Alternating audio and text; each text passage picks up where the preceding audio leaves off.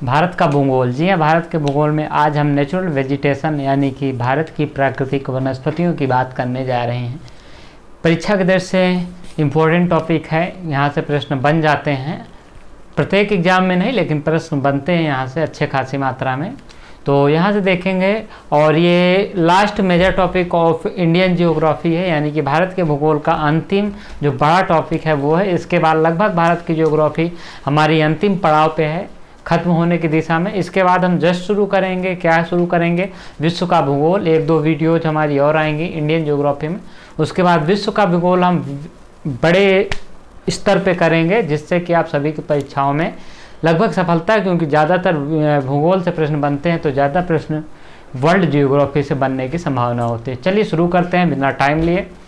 वनस्पतियाँ क्या होती हैं, आखिर प्राकृतिक वनस्पतियाँ क्या होती हैं, क्या पेड़ वनस्पतियों में आते हैं, क्या छोटे छोटे जो घास होती हैं वो वनस्पतियों में आते हैं। तो वनस्पतियों में वो सब कुछ आता है जो कि नेचुरल वेजिटेशन के तहत हम कहते हैं, यानी कि जो भी पेड़ पौधे, हरी प्रकार की घास है, छोटे से लेके बड़ी चीज़ें जो भी होती हैं वो सारी वनस्पतियों में शामिल किया जाता है। चाहे वो छोटी सी कोई घास हो, दूब हो, या कोई बड़ा से बड़ा पेड़, वो सारी चीज़ें किस में आती हैं, वनस्पतियों में आती है। तो चलिए हम शुरू करते हैं। उष्णकटिबंधीय भारत की वनस्पतियों में से, प्राकृतिक वनस्पतियों में से हम शुरू करते हैं उष्णकटिबंधीय सदाबहार वनस्पतियों से। तो वनस्पतियाँ क्या होती है हमने ये शुरू कर दिया है। तो अब उष्णकटिबंधीय पहली देखते हैं वनस्पतियाँ। तो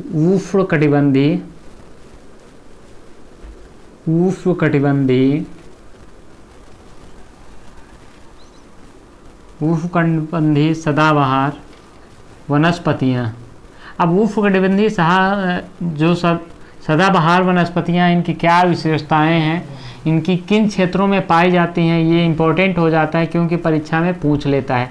तो आखिर उष्णकटिबंधीय सदाबहार वनस्पतियों के लिए क्या कुछ मेजर टॉपिक होता है, क्या कुछ इम्पोर्टेंट चीज़ें होती हैं, तो ये सारी चीज़ें इम्पोर्टेंट हो जाती हैं। तो क्या किन वर्षा होती है, तो यहाँ पे वर्षा की जो मात्रा होती है, किन वर्षा क्षेत्रों में ये वनस्पतियाँ पाई जाती हैं, सबसे महत्वपूर्ण ये हो जाता है।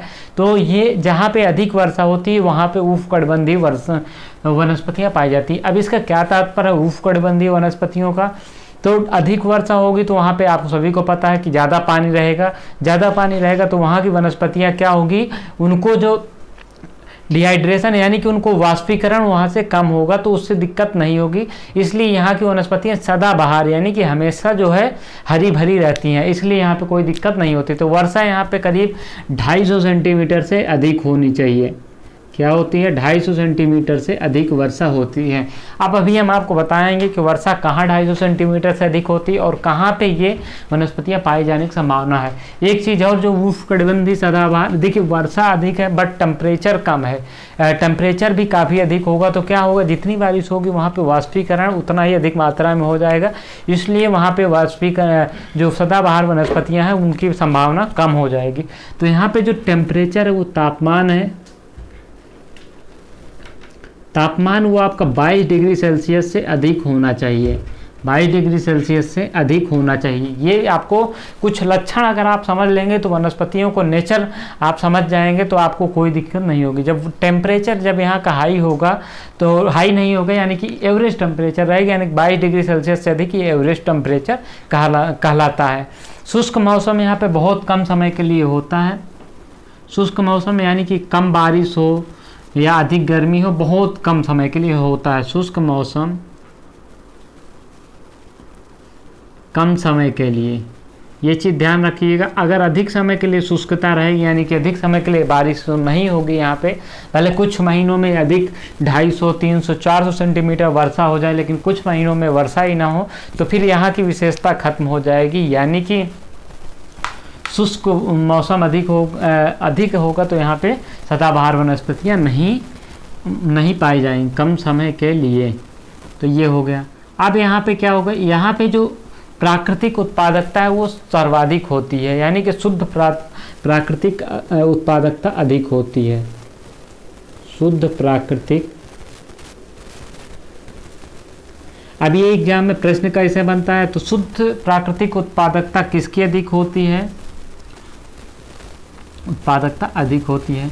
तो ये आपका यहाँ पे आंसर हो जाएगा क्या, उष्णकटिबंधीय सदाबहार वनस्पतियों की जो वो शुद्ध प्राकृतिक उत्पादकता होती है वो क्या होती है, सर्वाधिक होती है। प्रश्न अगर यहाँ से पूछ लेता है तो आपको क्या करना है, अब इनका विकास किन किन क्षेत्रों में, क्षेत्र यहाँ पे जानना जरूरी है। क्षेत्र क्षेत्र कौन सा है, पश्चिमी घाट का पश्चिमी तट, पश्चिमी घाट का पश्चिमी तट।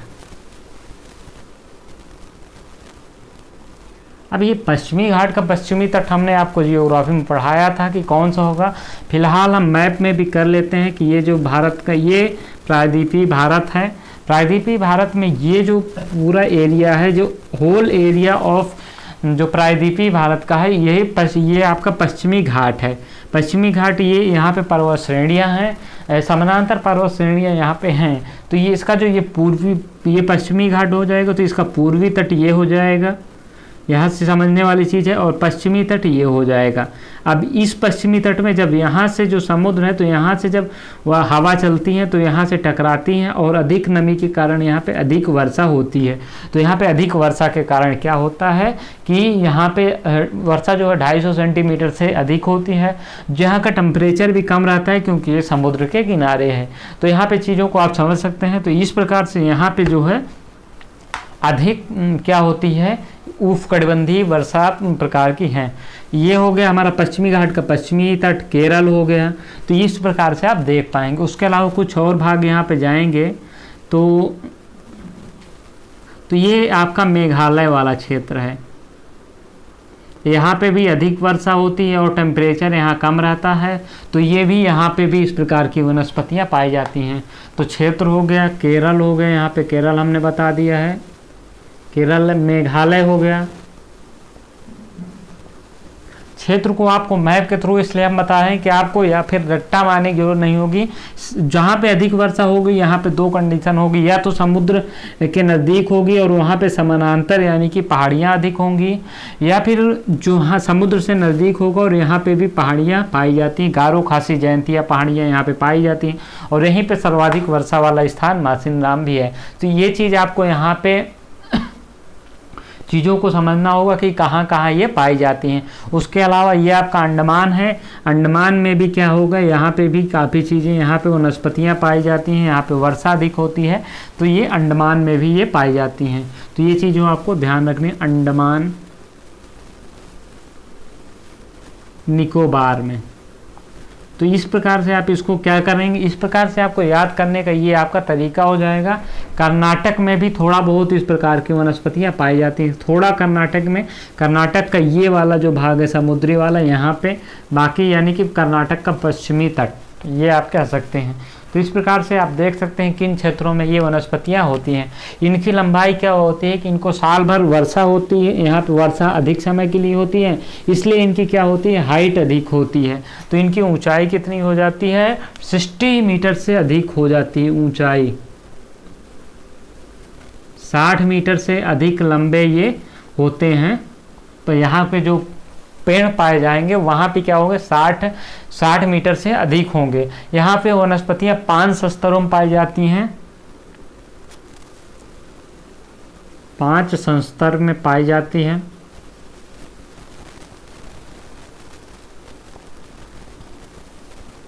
वनस्पतियों की सघनता बहुत अधिक होती है। सघनता क्या होती है, अधिक होती है। सघनता सर्वाधिक आप मान लीजिए, इतने घने होते। 5 संस्तर का मतलब आप यहाँ पे समझ गए कि ये जैसे कि मान लीजिए ये सबसे बड़े बड़े ऊंचे ऊंचे पेड़ हो गए, इनकी ऊंचाई 60 मीटर से अधिक होती है। अब उसके बाद क्या होगा, उसके बाद ये जो स्पेस बचेगा 2 पेड़ों के बीच में, यहाँ पे उससे कुछ छोटी छोटी वनस्पतियाँ, यानी कि जो हल्के पेड़ होते हैं जो हमारे उत्तर भारत में पाए जाते हैं, ये कम ऊंचाई वाले ये। उसके बाद क्या होगा कि उसके बाद जो बड़ी बड़ी झाड़ियाँ पाई जाएंगी, जो झाड़ियाँ बड़ी बड़ी होती हैं, इससे सघनता बढ़ जाएगी। उसके बाद छोटी छोटी जो पेड़ पौधे होते हैं या छोटी छोटी झाड़ियाँ पाई जाएंगी वो होंगी। उसके बाद नीचे क्या होगा, घास के मैदान होंगे।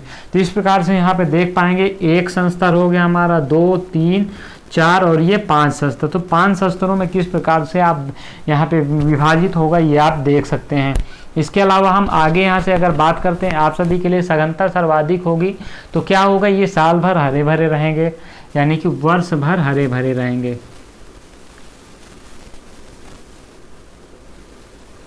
हरे भरे, अब ये वर्ष भर हरे भरे रहेंगे और सघनता अधिक होने के कारण दोहन नहीं हो पाता है, यहाँ इनकी दोहन नहीं हो पाता है। ये जो वनस्पतियाँ हैं इनको जो उपयोग करना, यहाँ से काटना बहुत मुश्किल हो जाता है, तो दोहन नहीं, किनका, वनस्पतियों का दोहन नहीं हो पाता है। तो ये चीज़ें यहाँ से आपको ध्यान रखो, वनस्पतियों का। ये चीज़ें अब आप यहाँ पे देख सकते हैं, यहाँ पे आप किस प्रकार के पेड़ पौधे पाए जाते हैं, ये चीज़ आपको यहाँ पे जानना ज़रूरी है, क्योंकि यहाँ से चीज़ों को परीक्षा में कभी पूछ ले तो उष्णकटिबंधीय में किस प्रकार के पेड़ पौधे पाए जाते हैं। Cinchona, mahogany, rosewood, orchid, fern. Cinchona, mahogany, orchid, fern, बांस। यहाँ पे कुछ प्रमुख प्रकार की वनस्पतियाँ हैं जो कि ये उष्णकटिबंधीय सदाबहार वनस्पतियों में पाए जाते हैं। तो ये पूरा मेजर चीज़ें हो गई जो कि उष्णकटिबंधीय सदाबहार वन से हो गई। अगर यहाँ से प्रश्न बनेगा तो इसी प्रकार से होता है। अब एक चीज़ यहाँ पे और जान लीजिए कि अंडमान निकोबार जो हम बताया था, ये उष्णकटिबंधीय सदाबहार वनस्पतियों का घर माना जाता है। तो जो अंडमान है वो उष्णकटिबंधीय सदाबहार वनस्पतियों का घर माना जाता है। याद कर लीजिए, आप सारी चीज़ें नोट करके रख लीजिए, क्योंकि प्रश्न यहाँ से बन सकते हैं कभी भी। तो ये रहे, हम इसको अब रफ करते हैं। अब हम अगली वनस्पतियों को ओर बढ़ेंगे, आर्द्र सदाबहार वनस्पतियाँ। अब धीरे धीरे आपको नाम से समझ में आएगी। अभी हमने अधिक वर्षा की बात की, अब हम थोड़ा कम वर्षा के क्षेत्र में चलेंगे, तो वहाँ पे आर्द्र सदाबहार, यानी कि ये सदाबहार रहती हैं, लेकिन कुछ समय के लिए यहाँ पे सदाबहार या अपनी पत्तियाँ या गिरा देती हैं, या यहाँ पे क्या होता है कि यहाँ पे पूरा जो साल भर वर्षा अधिक नहीं प्राप्त होती है। तो ये सारी चीज़ें हैं। तो चलिए हम ये कहाँ पे पाई जाएंगी, तो हम ये हमारा उष्ण सदाबहार कटिबंधीय हो गया। अब आर्द्र सदाबहार वनस्पतियों की हम बात करेंगे, तो इसको हम आर्द्र सदाबहार वनस्पतियों में क्या होता है कि वहाँ वर्षा की मात्रा, हम यहाँ पे इसको रफ नहीं करते हैं क्योंकि यहीं पे हम चीज़ें देख लेंगे।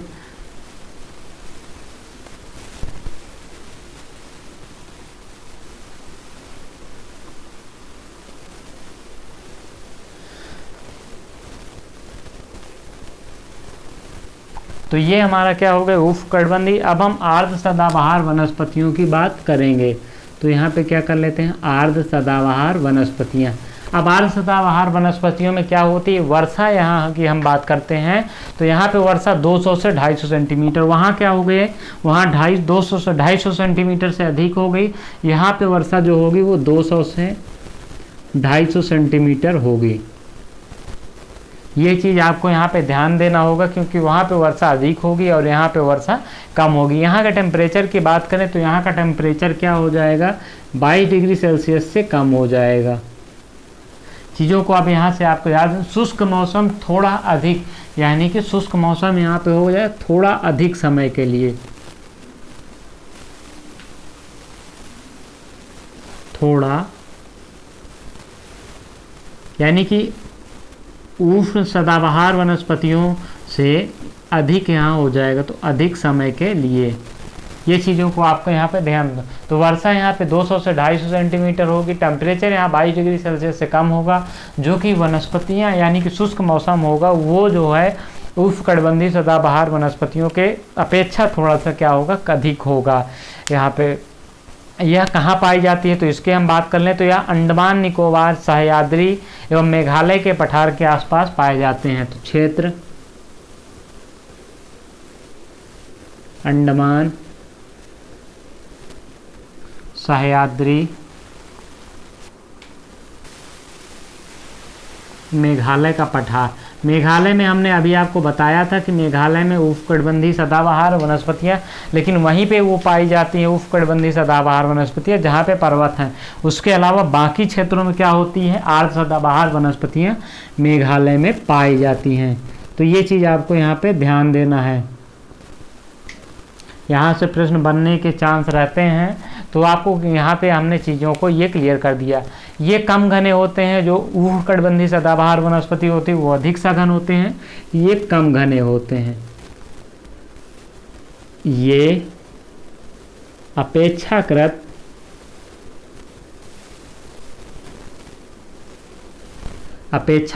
कम घने होते हैं। चीज़ों को यहाँ से आपको समझने की ज़रूरत है, कम घने होते हैं।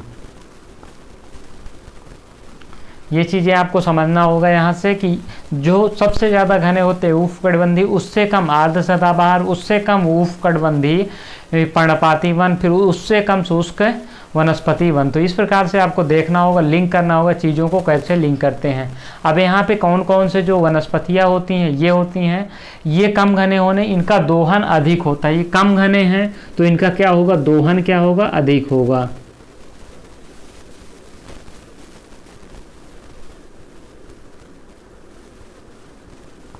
जो अधिक घना होगा उनका दोहन संभव नहीं है, लेकिन ये कम घने या अपेक्षाकृत, तो इनका क्या हो जाता है, दोहन अधिक संभव होता है या संभव होता है। ये यहाँ पे कौन कौन से वृक्ष पाए जाते हैं, तो साइडर, होलक, कैल, गुर्जन, रोजवुड आदि। तो यहाँ पे आपको याद रखना, साइडर,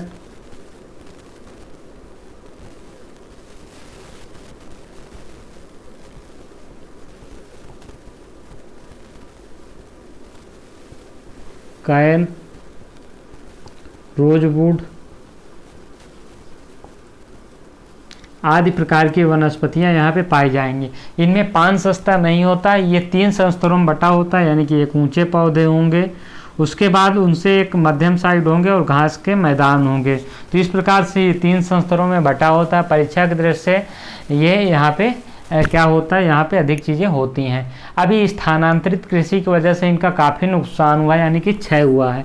तो स्थानांतरित कृषि क्या होती है, आप सभी को पता होगा कि जब कुछ लोग कृषि करते हैं उसके बाद वहाँ पे कृषि छोड़ के एक नए स्थान पे जानते हैं, तो वहाँ पे की जो वनस्पतियाँ उसको नष्ट करके वहाँ पे फिर से खेती करते हैं, फिर इसी प्रकार से कुछ समय के लिए बदल जाते हैं। तो इसी प्रकार से स्थानांतरित कृषि की वजह से, इसी के कारण काफ़ी क्षय हुआ है।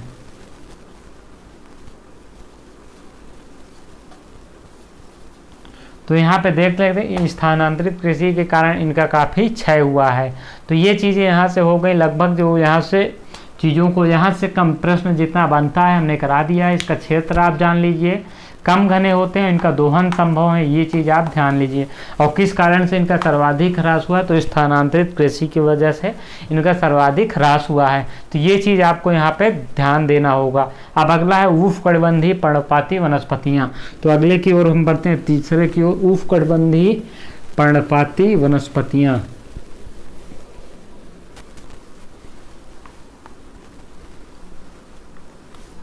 देखिए, पर्णपाती वनस्पतियाँ, आप उत्तर भारत के अगर निवासी हैं तो आप वहाँ पे देख पाएंगे कि जो ग्रीष्म शरद ऋतु में होता है वो उस मौसम में जो है पेड़ पौधे अपनी पत्तियाँ को क्या गिरा देती हैं। तो क्या तो यहाँ पे आप नेचर देख पाएंगे। वहाँ पे आपको हम अभी दिखाते हैं उष्णकटिबंधीय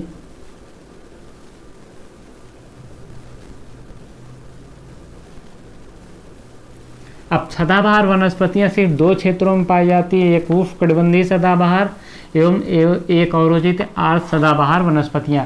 उष्णकटिबंधीय अब पर्णपाती वनस्पतियों का यहाँ पे स्वरूप देखने को मिलेगा। पर्णपाती क्या होती है, पर्णपाती से आप समझ सकते हैं कि जो अपनी पत्तियां क्या हो जाती हैं, पतित कर देती हैं, यानी कि गिरा देती हैं। तो यहाँ पे कौन सा वो क्षेत्र होगा, तो यहाँ पे जो वर्षा होगी, जो यहाँ पे जब उष्णकटिबंधीय वनस्पतियों की क्षेत्र की बात करेंगे तो यहाँ पे वर्षा कम होती है। अब वर्षा कम हो जाएगी तो यहाँ का क्या मतलब हो जाएगा, यहाँ पे वर्षा 100 सेंटीमीटर या उससे अधिक या उसके आसपास होती है। अब ये क्या होती है, शरद ऋतु में या गर्मियों में अपनी पत्तियाँ गिरा देती हैं। तो आप शरद गर्मियों में पत्तियाँ गिरा देती हैं, इसीलिए इनको क्या क्या कहा जाता है, पर्णपाती वनस्पतियाँ गिरा देते हैं। अब इस प्रकार से आप याद, यहाँ पर टेम्परेचर क्या होता है, अधिक होता है। टेम्परेचर अधिक हो जाएगा तो यहाँ पे क्या हो जाएगा, तापमान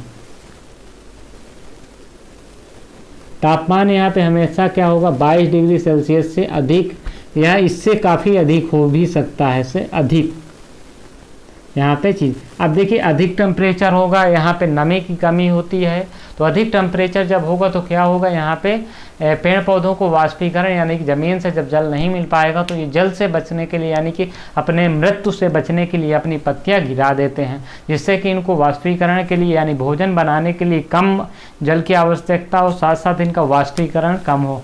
तो इस प्रकार से ये जीवित रहते हैं अपनी पत्तियाँ गिराने के बाद। तो अब ये यहाँ पे चीज़ें, अब आपको एक संशय हो रहा होगा कि पत्तियाँ गिराने से ये अपने जो है भोजन कैसे बनाते होंगे। तो जो तने होते हैं वो भी भोजन बनाने में सक्षम होते हैं, ये चीज़ आपको जानना चाहिए। तो यहाँ पे देखिए तापमान क्या हो जाएगा, तापमान यहाँ का उच्च रहता है, ये चीज़ आपको यहाँ से जाननी ज़रूरी है।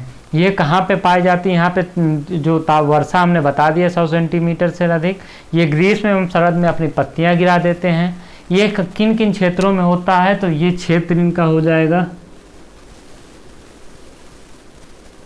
भाबर, तराई, भाबर तराई क्षेत्रों में ये पाए जाएंगे। उसके अलावा पश्चिमी घाट के पूर्वी ढाल पे, पश्चिमी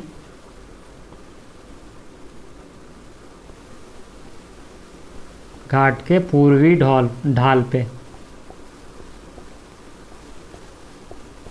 तो कहाँ कहाँ, भाबर तराई पश्चिमी घाट के पूर्वी ढाल पे ये क्या हो जाएंगी। उसके अलावा यूपी, बिहार, महाराष्ट्र, कर्नाटक, वेस्ट बंगाल, ये सारे क्षेत्र इसी से हैं। तो यूपी, बिहार, महाराष्ट्र, वेस्ट बंगाल, इन सारे क्षेत्रों में इसी प्रकार की उष्णकटिबंधीय पर्णपातियाँ पाई जाती हैं। आप तो अगर यूपी, बिहार या इन क्षेत्रों से है तो आप खुद गर्मियों में, आप ठंडी के बाद जो सीज़न आता है उस पे देख सकते हैं कि यहाँ पे क्या होता है, वहाँ पे पेड़ अपनी पत्तियाँ गिरा देते हैं। तो ये चीज़ आपको यहाँ से, आखिर ये ऐसा होता क्यों, तो जो भारतीय मानसून है इसी प्रकार की मानसून है। तो भारतीय मानसून का यहाँ पे सर्वाधिक जो है प्रभाव होता है। तो भारतीय मानसून का सर्वाधिक प्रभाव यहीं पे है, सर्वाधिक प्रभाव पड़ा है। इस पर क्या है, भारतीय मानसून का सर्वाधिक प्रभाव पड़ा है। भारतीय मानसून की प्रकृति क्या है, गर्मियों में वर्षा, उसके बाद वर्षा बहुत कम होती है। तो ये अपना जीवन बचाने के लिए इनको अपनी पत्तियां क्या होती हैं, गिरानी पड़ती है। तो ये चीज़ आपको जानना रहेगा। इनकी लकड़ियों का वाणिज्यिक महत्व अधिक है, इनका वाणिज्यिक महत्व अधिक है। यहाँ पे किन प्रकार की वनस्पतियाँ हैं, शीशम, सागौन, आम, इस प्रकार की क्या होती हैं, यहाँ पे पेड़ अधिक आपको देखने को मिल जाएंगे। तो यहाँ से आपको इसको देख सकते हैं, वाणिज्यिक महत्व, शीशम, सागौन, आम, बेंत, चंदन, ये सारी जो प्राकृतिक वनस्पतियाँ हैं जो कि काफ़ी मूल्यवान जो पेड़ पौधे होते हैं इन क्षेत्रों में पाए जाते हैं। तो यहाँ से आपको इन चीज़ों को आपको याद रखना होगा। तो ये सारी चीज़ें हो गई अब आपको। तो ये हमारी उष्णकटिबंधीय हो गई। इनसे जो नॉर्मल जो प्रश्न बनने की संभावना है ये हम आपके लिए करा दिए हैं। तो यहाँ से आप देख सकते हैं कि ये सारी चीज़ें हो गई। अब हम आगे बढ़ते हैं और आगे बढ़ेंगे हम जो शुष्क उष्णकटिबंधीय वनस्पतियाँ हैं। तो यहाँ पे उष्णकटिबंधीय वनस्पतियाँ हमारी हो चुकी हैं, आर्द्र सदाबहार वनस्पतियाँ हो गई हैं, उसके अलावा हमारी जो आगे की चीज़ें हो गई। अब हम शुष्क उष्णकटिबंधीय वनस्पति करेंगे। तो शुष्क उष्णकटिबंधीय वनस्पति का क्या प्रभाव होता है, ये सारी चीज़ें हम करेंगे। तो चलिए हम देख लेते हैं आगे शुष्क उष्णकटिबंधीय वनस्पतियाँ। तो ये क्या होती हैं कि यहाँ पे हम देख लेते हैं। यहाँ पे पर्णपाती खत्म हो जाएगा तो यहाँ पे क्या बचेगा,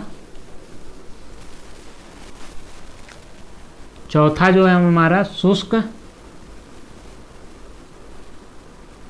उष्ण कटिबंधीय वनस्पतियाँ। तो ये अक्सर इनकी विशेषता क्या है, यहाँ पे वर्षा क्या होगी, वर्षा आप देख सकते हैं, वर्षा यहाँ पे 100 सेंटीमीटर से कम हो जाएगी, इसीलिए यहाँ की वनस्पतियाँ क्या हो जाएंगी, शुष्क होंगी।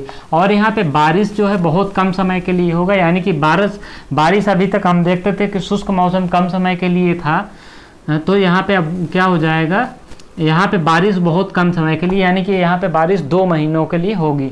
तो यहाँ पे क्या हो जाए, शुष्क मौसम की अधिकता होती है। जब बारिश नहीं होगी तो मौसम शुष्क होगा, तो शुष्क मौसम की अधिकता। तो इस प्रकार से आप चीज़ों को लिंक कर सकते हैं। शुष्क क्यों आया, यह एक तो वर्षा कम होती है, वर्षा की मात्रा कम होगी, उसके बाद साथ साथ वर्षा के जो समय अवधि है वो भी कम होगी, उसके बाद यहाँ का टेम्परेचर अधिक होगा, जो वर्षा होगी वो क्या होगी, वाष्पीकृत होने की संभावना अधिक रहती है। तो यहाँ पे टेम्परेचर क्या हो जाएगा, 28 डिग्री सेल्सियस से अधिक हो जाता है, लगभग 28 डिग्री सेल्सियस से अधिक हो जाएगा। तो यहाँ पे आपको चीज़ें क्या होती हैं कि अब आपको चीज़ों को इस प्रकार से कुछ लिंक करना है कि कैसे वनस्पतियों का जो स्वरूप है ये होता है। तो ये आपको देखना है। तो इसमें वर्षा क्या होती है हमने आपको देख ली, 100 सेंटीमीटर से कम, ये 70 सेंटीमीटर भी हो सकती है, 50-40 भी हो सकती है, कुछ भी हो सकती है। अभी किन किन क्षेत्रों में पाया जाता है तो ये आपको देखना है। तो उत्तर प्रदेश का पश्चिमी भाग, यूपी का पश्चिमी भाग, यहाँ पे वर्षा कम होती है, पश्चिमी भाग। इसके अलावा क्या होगा, राजस्थान का कौन सा भाग हो जाएगा, राजस्थान का जो है पूर्वी भाग हो जाएगा। राजस्थान के पश्चिमी भाग तो एकदम वहाँ पे वर्षा ही नहीं होती, राजस्थान का पूर्वी भाग। आपको चीज़ों को लिंक करना है, समझना है, रटने की ज़रूरत नहीं है। यहाँ पे हरियाणा हो जाएगा, हरियाणा में भी कम वर्षा प्राप्त होती है। तो आप यहाँ पे देख सकते हैं कौन कौन सा हो जाएगा, यूपी का पश्चिमी भाग, राजस्थान का पूर्वी भाग, हरियाणा। तो यहाँ पे देख सकते हैं पंजाब में भी वर्षा कम होती है, बहुत कम समय के लिए यहाँ पे पंजाब में भी वर्षा होती है और कम होती है। तो ये क्षेत्र जो हो जाएंगे यहाँ पे क्या हो जाएंगे, शुष्क कटिबंधीय उष्णकटिबंधीय जो वनस्पतियाँ हैं इन क्षेत्रों में पाई जाएंगी। तो आप इस प्रकार से चीज़ों को लिंक करना है कि किस प्रकार से आपको करना है। अब यहाँ पे आगे हम बढ़ते हैं। तो यहाँ से आगे जब हम बढ़ेंगे तो चीज़ों को देखेंगे कि ये भारत में सर्वाधिक पाए जाते हैं, इनकी संख्या भारत में सर्वाधिक होती है। इस प्रकार की वनस्पतियाँ भारत में सर्वाधिक पाई जाती हैं।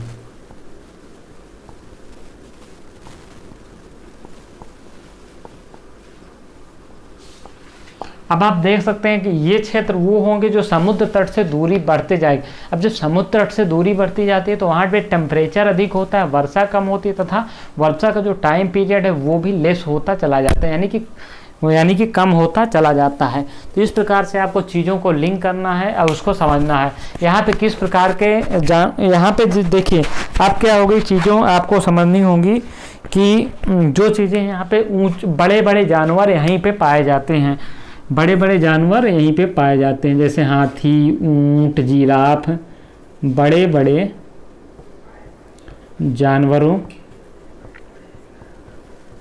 का क्षेत्र होता है ये। अब ये कौन से हो गए, हाथी हो गया, ऊंट, ये कह सकते हैं हाथी के बाद जिराफ हो गया, ऊंट हो गया, घोड़ा हो गया, इन सारे यहाँ पे पाए जाते हैं। तो आप चीज़ों की इस प्रकार से लिंक कर सकते हैं, यानी कि समझ सकते हैं। तो ये सारी चीज़ें हो गई। अब आगे हम यहाँ पे किस प्रकार के जो पेड़ पौधे हैं वो किस प्रकार के, तो खैर आप सुने होंगे, किसी की खैर नहीं, वो वाला खैर नहीं, खैर का पेड़ होता है, तुम्हारी खैर नहीं, ये नहीं, खैर का जो पेड़ होता है वो इन्हीं क्षेत्रों में पाया जाता है। इसके अलावा जो है तेंदू का पत्ता, तेंदू के पेड़ होते हैं जो होते हैं, तो यही होते हैं खैर, तेंदू, बेल, ये सारी चीज़ें हो गई। अब यहाँ पे जो तेंदू का पत्ता होता है इसी से बीड़ी बनाई जाती है, तेंदू के पत्ते से बीड़ी बनाई जाती है। जो बीड़ी आप नहीं पीते हैं, आपने देखा होगा किसी को पीते, जो तेंदुआ वो जो जानवर नहीं है, वो पेड़ होता है, तेंदू का पेड़ होता है, इसी के पत्ते से जो है बीड़ी बनाई जाती है। तो इस प्रकार से आप चीज़ों को लिंक कर सकते हैं, समझ सकते हैं। तो आगे हम बढ़ते हैं। एक और शुष्क कटीली वनस्पतियाँ, ये हमारी हो गई उष्णकटिबंधीय। अब शुष्क कटीली वनस्पतियाँ कहाँ पाई जाएंगी, जहाँ का तापमान अधिक होगा, वर्षा नहीं प्राप्त होगी या बहुत कम मात्रा में प्राप्त होगी, तो वहाँ पे क्या हो जाएगा, शुष्क कटीली वनस्पतियाँ पाए जाएंगी। अब इसको आप कैसे समझ सकते हैं, हम चलिए आपको लिए चल रहे हैं अपने बोर्ड पे और वहाँ से हम चीज़ों को समझाते हैं। अब चीज़ों को आपको कैसे समझनी है, शुष्क कटीली वनस्पतियों को, शुष्क कटीली वनस्पतियाँ कहाँ पाई जाएंगी। आप राजस्थान का कभी वीडियो देखे होंगे तो रेगिस्तान का, तो वहाँ पे आपने देखा होगा। तो कैसे देखा होगा आपको हम चलिए बता देते हैं। शुष्क कटीली वनस्पतियाँ, अब यहाँ पे चीज़ें देखिए, अब यहाँ पे लिंक करना, यहाँ का जो है वर्षा क्या होगी, वर्षा 40 सेंटीमीटर से कम हो जाएगी। हालांकि वर्षा कुछ क्षेत्रों में तो बहुत 12 सेंटीमीटर होती है, जैसलमेर में हो गई, जैसे वर्षा यहाँ पे बहुत कम होती है, लेकिन वर्षा यहाँ पे क्या हो जाएगी, 40 सेंटीमीटर से कम हो जाएगी। तो ये चीज़, तापमान यहाँ का बहुत अधिक होगा, यानी कि एवरेज टेम्परेचर भी 28 डिग्री सेल्सियस से अधिक हो जाएगा। ये एवरेज माना जाता है, यहाँ का औसत तापमान की बात की जाती है, ना कि अगर रियल में किसी क्षेत्र का लेंगे तो वहाँ पे तो 50 डिग्री तक भी पहुँच जाता है, लेकिन एवरेज टेम्परेचर की बात की जाती है। शुष्कता की अधिकता होती है, शुष्क मौसम की बहुत अधिकता होती है, मौसम की अधिकता। यहाँ पे बारिश साल भर में आप समझ सकते हैं कि 10 दिन 12 दिन बारिश होती है, उससे अधिक नहीं होती। तो शुष्क मौसम की अधिकता होती है, तो चीज़ों को आप यहाँ पे पकड़ पाएंगे। अब यहाँ पे एक चीज़ और आप देखेंगे कि यहाँ पे जो है वनस्पतियाँ किस प्रकार की पाई जाएंगी, कटेली प्रकार की। आप देखे होंगे, आपने वीडियो देखा होगा अगर कभी, तो वहाँ पे देख पाएंगे कि यहाँ पे पौधे कटीलेदार होते हैं और जीव जंतु अगर इस पर बैठते हैं तो उसको खा लेते हैं। तो आखिर क्या होती है, यहाँ पे नाइट्रोजन की भी कमी होती है इन क्षेत्रों में। तो वो क्या होता है कि जीवों को खा खा के, यानी कि जो पक्षी होते हैं, छोटे छोटे जीव होते हैं, उनको खा के नाइट्रोजन क्या करते हैं, प्राप्त करते हैं, तभी ये जीवित रह पाते हैं। इनकी जो जड़ें होती हैं इन पौधों की बहुत अंदर तक जाती है, वहाँ से थोड़ा बहुत नमी प्राप्त होती है। कटीलेदार होने के कारण क्या होता है कि इनमें जो वाष्पीकरण होता है वो बहुत कम मात्रा में हो पाता है। तो ये सारी विशेषताएं हमने यहाँ पे देख ली। इनका क्षेत्र क्या हो जाएगा, क्षेत्र क्या हो जाएगा, राजस्थान का पश्चिमी भाग हो जाएगा, राजस्थान का पश्चिमी भाग, राजस्थान का पश्चिमी भाग। कुछ भाग यहाँ का गुजरात का होता है और कुछ भाग हरियाणा का होता है, जहाँ पे वर्षा इस प्रकार से पाई जाती है। लेह लद्दाख, वहाँ पे ठंड मौसम होता है, वहाँ पे भी वर्षा कम होती है, लेकिन इस प्रकार की कटीली वनस्पतियाँ वहाँ पे नहीं देखने को आपको मिलेंगी। तो ये हो गया आपका कुछ क्षेत्र हो गया है। पश्चिमी घाट का वृष्टि छाया प्रदेश, वृष्टि छाया प्रदेश वो क्षेत्र होता है, हम आपको बता देते हैं। जैसे ये हमारा पर्वत है, पर्वत है, तो ये क्या होगी, यहाँ से जो पवनें चलती हैं, ये समुद्र से मान लीजिए पवनें आती हैं, नमी प्राप्त करती हैं, ऊपर उठती हैं, तो इस प्रकार से ये पर्वत है, तो यहाँ से टकरा के ऊपर उठने लगेंगी। अब ऊपर उठने लगेंगी तो इनका जो टेम्परेचर क्या होगा, वो लो हो जाएगा। टेम्परेचर लो होने की वजह से इनका वाष्पीकृत हो जाएंगे और इनके यहाँ पे बारिश बहुत अधिक मात्रा में प्राप्त करती हैं। अब धीरे धीरे जब ये पर्वत को क्रॉस यहाँ पे पर्वत के सर तक पहुँचेंगी तो इनकी नमी की मात्रा एकदम खत्म हो जाएगी या बहुत कम रह जाती है। तो जब ये इस क्षेत्र में आएंगे तो यहाँ पे वर्षा नहीं कर पाएंगे। तो ये क्या होता है, वृष्टि छाया प्रदेश, यानी कि जो पर्वत का विपरीत क्षेत्र का भाग होता है वो वृष्टि छाया प्रदेश कहा जाता है। तो ये चीज़ आपको वृष्टि छाया प्रदेश आपको समझ में आ गई होगी। क्षेत्र हमने बता दिया है आपको यहाँ पे, बाकी चीज़ें हमने आपको लगभग यहाँ से समझ ली। यहाँ पे कौन कौन से जो अगर पौधों की बात करें तो यहाँ कटीली होती, नागफनी, खजूर, नीम और खेजड़ी, पलाश वनस्पतियाँ क्या हो जाएंगी, खजूर हो जाएगा, खजूर, नागफनी हो जाएगा। ये नाग जैसे फन नहीं फैलाता है, इनका नाम है, हालांकि कटीलीदार होती हैं। लूडो खेलते होंगे तो उसमें एक पेड़ दिया होता है आपको, कोई आपकी गुट्टी को काट दिया तो उसी प्रकार से आपको क्या होता है कि वही चीज़ें होती है, उसी प्रकार से इस प्रकार से हरे हरे चीज़ें होती हैं। तो आगे हम देखते हैं प्राकृतिक वनस्पतियाँ। ये हमारी लगभग शुष्क कटीली वनस्पतियों से लगभग हो गया है यहाँ पे। तो यहाँ पे एक चीज़ पलाश आप जानते होंगे, पलाश यूपी का तथा छत्तीसगढ़ का जो है राजकीय पौधा है। पलाश भी इन क्षेत्रों में पाया जाता है। इसे जंगल की आग कहते हैं, प्रश्न आग पूछ ले तो जंगल की आग किसे कहते हैं, तो पलाश को कहते हैं।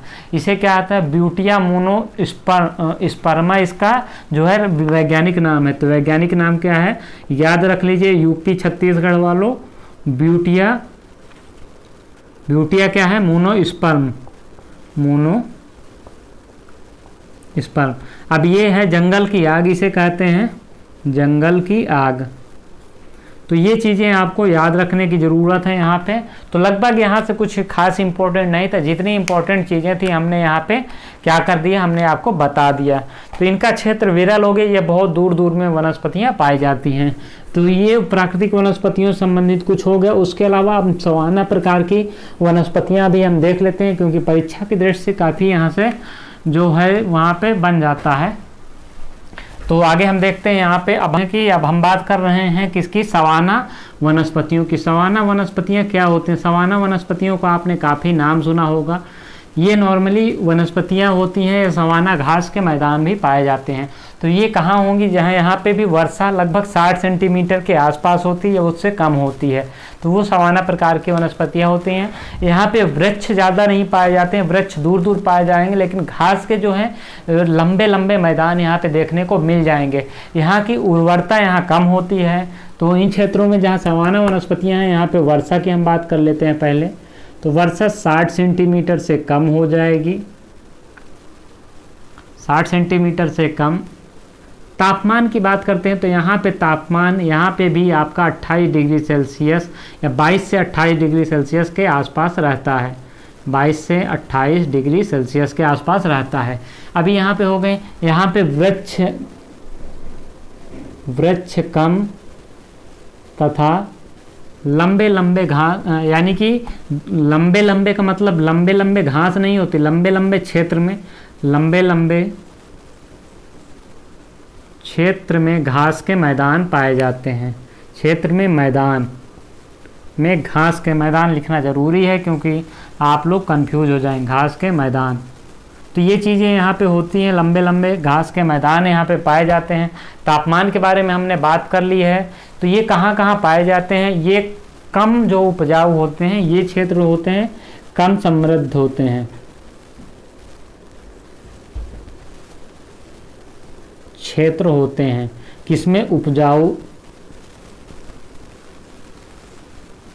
उपजाऊपन में ये क्या होते हैं, कम समृद्ध होते हैं। महाराष्ट्र जो है, आंध्र प्रदेश हो गया, कर्नाटक हो गया, मध्य प्रदेश के कुछ क्षेत्र ये उपस्थित हैं। तो कहाँ कहाँ, महाराष्ट्र, एमपी, कर्नाटक के कुछ क्षेत्र कहाँ हैं, यहाँ पे हैं, कुछ क्षेत्र पर पाए जाते हैं। तो ये चीज़ आपको यहाँ पे ध्यान देना है। अब यहाँ पे आपको चीज़ें हो जाएंगी, ये क्षेत्र जो है ग्रेट इंडियन वेस्टर्न या लेजर फ्लोरिकन और भारतीय भेड़िया जैसी प्रजातियाँ हैं। तो ग्रेट इंडियन वेस्टर्न कहाँ पाए जाते हैं, इन्हीं क्षेत्रों में पाए जाते हैं, ग्रेट इंडियन वेस्टर्न। तो इस प्रकार से यहाँ पे ज़्यादा प्रश्न यहाँ से बनेगा तो इतना ही बनेगा, क्षेत्र पूछ लेगा और टेम्परेचर यहाँ से पूछ लेगा और वर्षा पूछ लेगा। तो ये सारी चीज़ें हो गई। मरुस्थलीय वनस्पतियों की बात करें तो जो अभी हमने शुष्क क्षेत्र की बात कर दी, वही लगभग वनस्पतीय क्षेत्र हो जाएगा।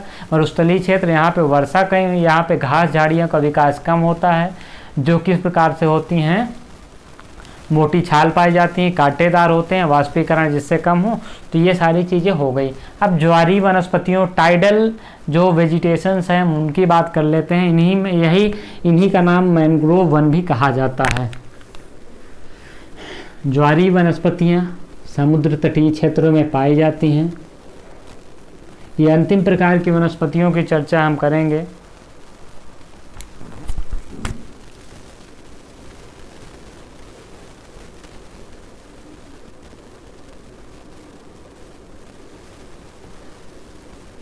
इन्हें हम मैंग्रोव कह सकते हैं। मैंग्रोव प्रकार की वनस्पतियाँ, ये 8वीं प्रकार की वनस्पतियाँ हैं।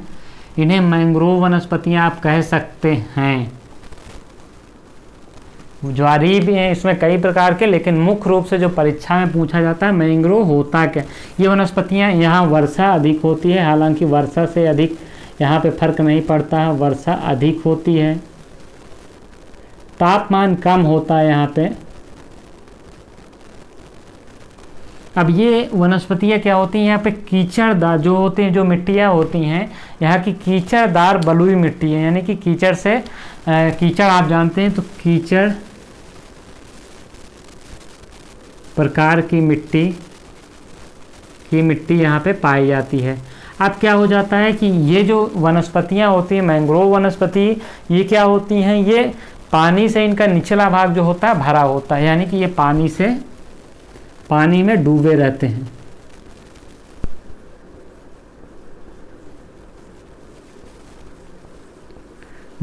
हैं। तो ज्वारीय वनस्पतियों के बारे में हमने अभी बात की। इस प्रकार की जो है अब किस क्षेत्रों में पाई जाती है, समुद्र तटीय डेल्टाई क्षेत्रों में पाई जाती हैं। समुद्र तटीय डेल्टाई क्षेत्र में पाई जाती हैं। ये चीज़ आपको यहाँ पे डेल्टा क्षेत्र, यानी कि जहाँ नदियाँ अपना क्या करते हैं, विक्षेप करती हैं, तो डेल्टाई क्षेत्र में, तो समुद्र तटीय डेल्टाई क्षेत्रों में पाई जाती हैं। यहाँ पे ऊंचे ऊंचे ज्वार के कारण यहाँ तो नमकीन जल का अधिक विकास होता है। इसके अलावा हम बात करते हैं तो ये क्षेत्र कौन से होते हैं, यानी गंगा ब्रह्मपुत्र का मैदान हो गया, गोदावरी का यहाँ पे डेल्टा जो होते हैं, डेल्टाई क्षेत्र में, जैसे कि गंगा ब्रह्मपुत्र का डेल्टा, गंगा ब्रह्मपुत्र, गोदावरी,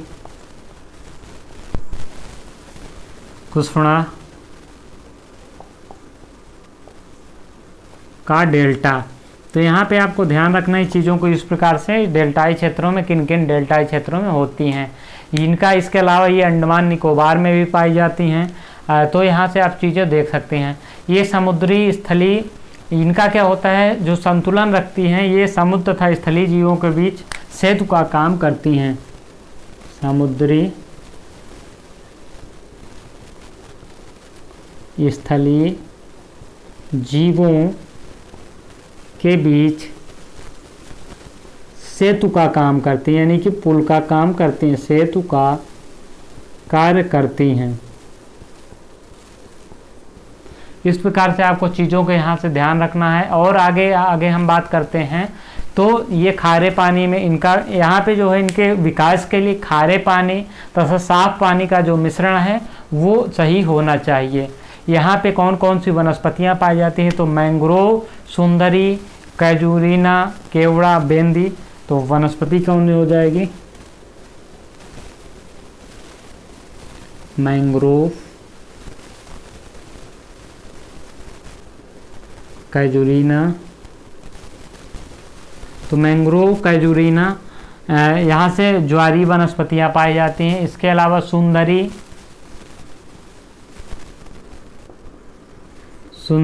केवड़ा आदि प्रकार की वनस्पतियाँ यहाँ पे पाई जाती हैं। ये हमेशा पानी में डूबी हुई रहती हैं। तो यहाँ से आपको प्रश्न बन सकता है कि यहाँ पे, तो आपको चीज़ों के यहाँ से प्रश्न बनने की संभावना रहती है।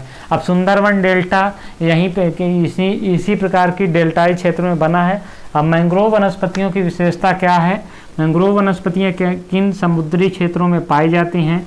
सर्वाधिक मैंग्रोव क्षेत्र यहाँ पाया जाता है, गुजरात के इस वाले भाग में पाया जाता है। यहाँ कर्नाटक के कुछ भागों में, केरल, आंध्र प्रदेश, तमिलनाडु। उसके अलावा यहाँ पे काफ़ी मात्रा में पाया जाता है, यानी कि अंडमान निकोबार द्वीप समूह में। तो ये क्षेत्र होता है, मैंग्रोव वनस्पतियाँ जो हैं बहुत संतुलन का काम करती हैं। तो इस प्रकार से ये सारी चीज़ें, लगभग वनस्पतियाँ हमारी यहाँ से ख़त्म होती हैं। मेजर टॉपिक अभी अब कृषि, अगली वीडियो में हम कृषि कर लेंगे। उसके बाद एक और वीडियो हमारी आएगी उद्योग धंधों की। उसके अलावा एक वीडियो हमारी आएगी रिसर्च सेंटर की, यानी कि कौन से प्रमुख रिसर्च सेंटर कहाँ पे हैं, है जो कि कृषि से संबंधित रिसर्च सेंटर है, यहाँ से प्रश्न पूछता है। और हो सकेगा तो एक वीडियो हमारी ऊर्जा से संबंधित आएगी। हमने बांध कर लिए हैं भारत के, लेकिन ऊर्जा में अभी कुछ क्षेत्र बचे हुए हैं, जैसे कि तापीय ऊर्जा से विद्युत बनती है। उसके अलावा सौर ऊर्जा, सोलर एनर्जी हो गई। ये उसके अलावा जो टाइडल, यानी कि जो विंड एनर्जी है, ये सारी चीज़ें, तो इससे संबंधित एक वीडियो हमारी, तो करीब अभी 3-4 वीडियो आनी शेष हैं। इसके बाद हम विश्व जियोग्राफी शुरू कर देंगे, यानी कि वर्ल्ड जियोग्राफी। तो ये रही आज की हमारी वीडियो। मिलेंगे अगली वीडियो में एक नए टॉपिक के साथ, तब तक के लिए धन्यवाद।